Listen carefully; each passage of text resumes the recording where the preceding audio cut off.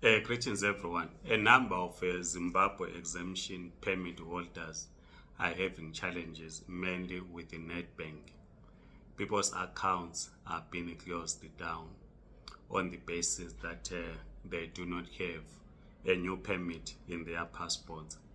This is despite um, Directive 4 of 2023, where the minister clearly outlined the extension of the Zimbabwe exemption permits, meaning that even if the sticker in the passport, that the sticker permit says the permit expired on 31st of December 2021, but that permit is still valid as per the directive that has been granted by the minister. So we do not understand why particularly Nedbank continues to harass holders of ZEP. People are having their accounts closed. They are having difficulties in accessing their monies because once it is closed, you cannot access your money. This we view it as daylight robbery. While we understand that banks should abide by the laws of South Africa, but equally, these are their clients that have been banking with them for years. The Financial Intelligence Center Act, which they are using, is actually the Financial Intelligence Center Act 38 of 2001, which they are using to block people's funds, which is FICA. It says, Financial Intelligence Center Act 38 of 2001. South Africa introduced the FICA in 2001 to help fight financial crimes such as money laundering, the financing of terrorist activities, and to protect banking customers from such crimes. Right? So if a person works as a domestic worker and the records are clear that this person gets a once-off deposit, which is their salary, to the account, and this person is a holder of ZEP, which has been extended through a ministry's directive, you then say, no, we are closing this account because we suspect that your account can be used for financing terrorist activities, money laundering. This is absurd, to say the least.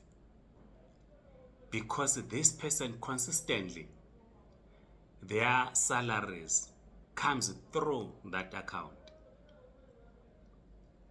And the person provides the bank with Directive 4 of 2013 to say, yes, in the sticker in the ZEP or in the passport indicates it is expired, but it has been extended.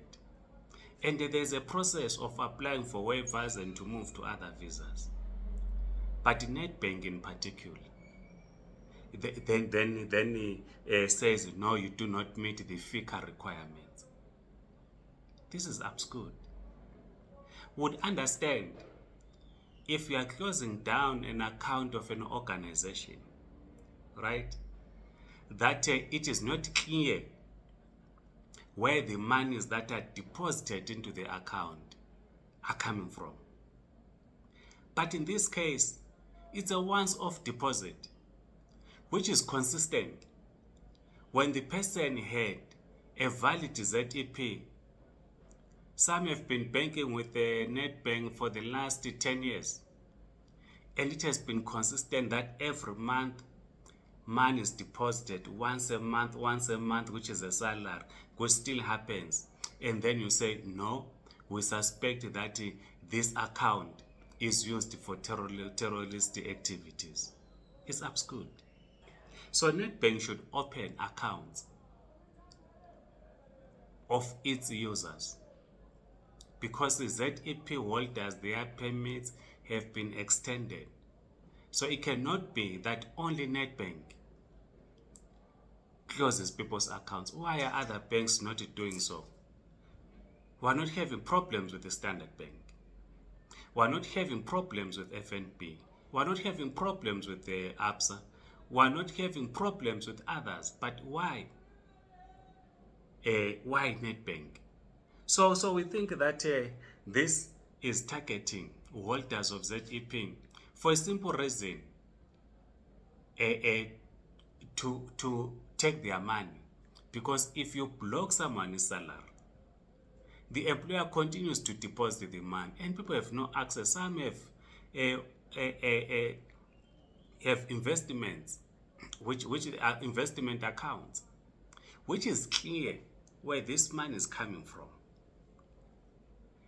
And for Nedbank, the only thing that Nedbank needs to do is to say, okay, the sticker here says your permit expired on the 31st of December 2021. And you argue that your account, your permit is still valid.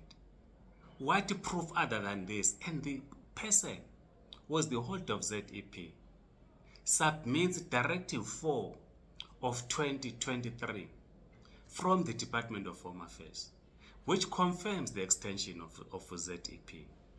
So we are very worried by the actions that Nedbank is doing in closing down people's accounts.